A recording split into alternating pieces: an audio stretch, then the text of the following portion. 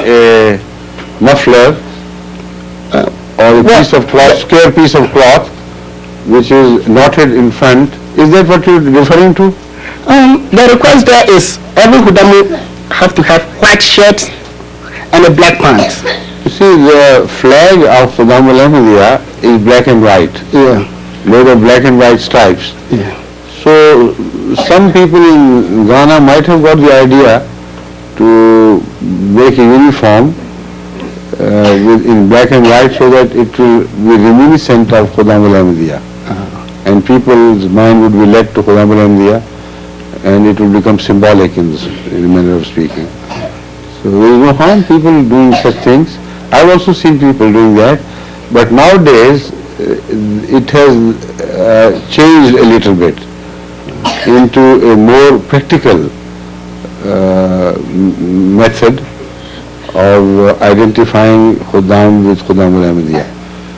And that is, they have made a sort of handkerchief, larger handkerchief in black and white. Yeah. And they put it behind their shoulders and knot it in front of them, so that Khuddam do not have to wear a full dress of black and white. They can wear that much, and that indicates that they belong to Anti-Ahmadiyya. This is now much in vogue in Ghana, in Nigeria, and other African countries. Okay. Assalamu alaikum. Wa alaikum assalam wa rahmatullah. My question is particularly related with Islamic economy. Excuse me.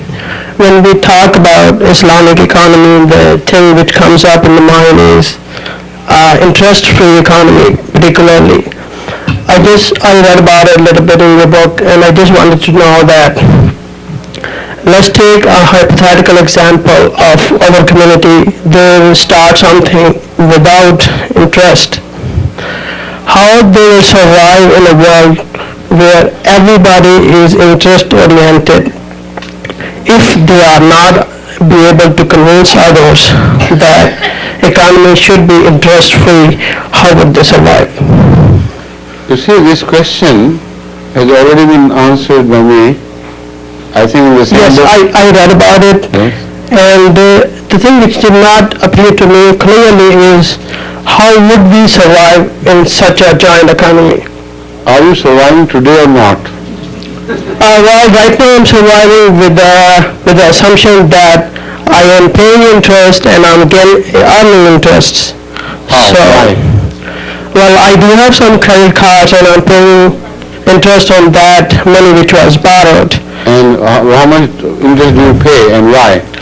Well, I had borrowed money and I had to pay interest because that was one of the conditions. I understand, but how do you get interest from them? How did you get it? I mean, I borrowed money from them, that's why I have to pay interest. You said I pay and also get interest.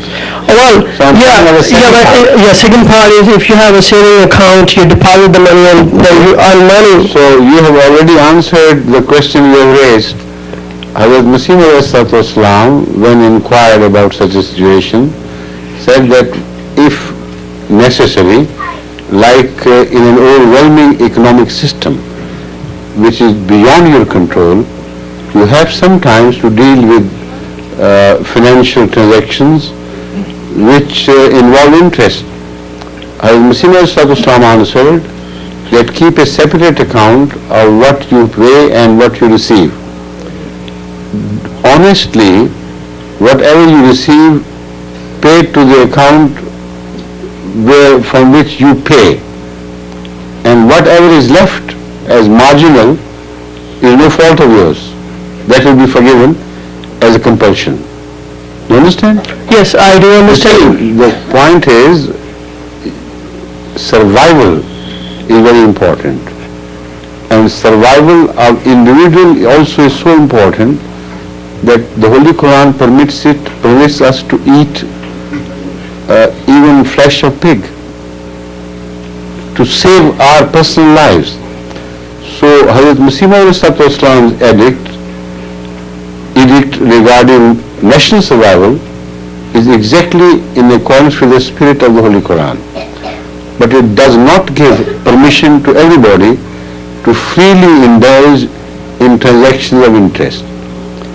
Again, it is suicidal for people to do that because it always is of disadvantage. In fact, you don't realize how much at disadvantage you are when you buy things with conditions that you will pay higher rates ultimately. I have many times worked it out by, in the form of some illustrations and proved mathematically that those people who indulge in borrowing from banks and buying things of utility are always at loss. And the nation as a whole also is at loss. Some of that I think has been worked out in the book you are referring to. Yep.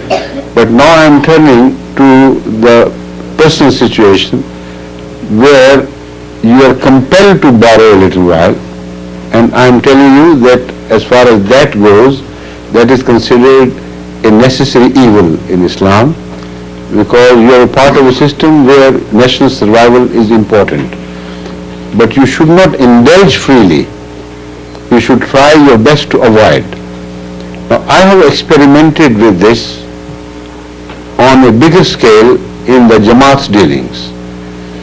When I came to Europe, I discovered that freely Jamaat was buying property in different countries by borrowing large sums from the banks.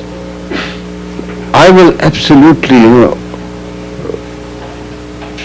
astounded and annoyed. I said, why are you doing this? They said, we have to build a mosque, we have to build this and that, and we don't have money enough to immediately do it. I said, then wait. That is why the Holy Quran tells us of patience.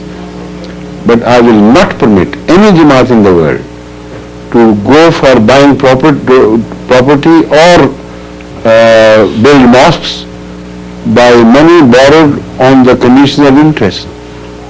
It was stopped. At that time, if you compare the figures of the Jamaat property of that period and now, you will be absolutely surprised. The difference is, in some cases, 1 to 100. The Jamaat has become so rich since then, and Jamaat has got properties of the value of at least 100 times compared to the time I'm talking about. So it happened because of this blessing of interest-free transaction, and Allah somehow blesses you if you make a resolution that you will not borrow on interest. So a blessing, twofold blessing follows. One, mathematically it can be proved that interest borrowing is not good. And secondly, the blessing somehow falls on you, and you are helped by God in all your economic proposals. That is why I tell Ahmadis, as far as the houses are concerned, the situation there is slightly different, not slightly, considerably different. When you pay interest on the borrowed money for buying a house, it's not a simple case of an interest loan, because you are also provided the benefit of using that house without paying rent. So it is a misnomer for money you pay to call it interest. What actually you are paying is the rent